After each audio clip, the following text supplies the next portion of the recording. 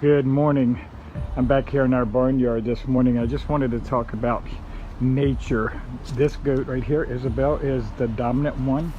So I have two bowls here. I have one over here in the little shelter here. So each goat was given minerals and some goat grain. And so I separated them because Isabel, being the dominant one, she will leave her bowl and go after Sasha's bowl. So I had to lock her in the shelter over here.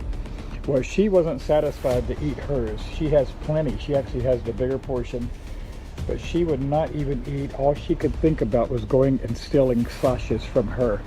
And that's the way she operates. She, even though she might have plenty, she's more focused on taking away from the other goats than from eating her own. She actually stayed in the shelter the entire time Sasha was eating hers, never touched her own. And as soon as I opened the door, she ran out to lick up the last remnants of Sasha's food. You know, it reminds me of the globalists that we're facing today. They are multi-billionaires. They have more than they could wish. They're miserable. They're not happy. Although they have private jets, mansions, servants, they're so miserable, and all they can think of is taking away from the lower class of people, putting high taxes, taking money away when they can't possibly use any more money.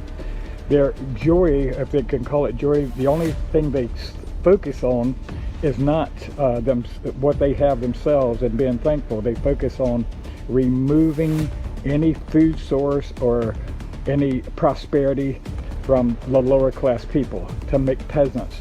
They would rather see the populace starve and be enslaved than enjoy what they have. And that all comes from Satan, because they refuse Christ, they refuse the love of the truth.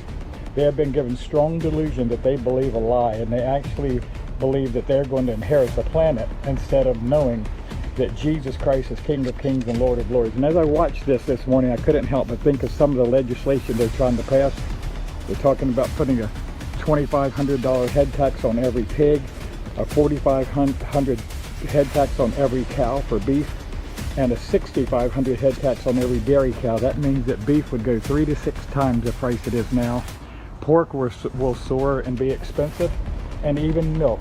So they want to rob what they consider the profane goyim, they call us, or cattle, the peasants, of what little we have. Even though they have more than heart could wish, they're not satisfied except to come after the people. Well, that's the spirit of Satan. We all know what's going on, but we know that we trust Jesus Christ. He will supply for us, and we know the end is near, and we will be eternally with him if we receive Jesus Christ as our Savior.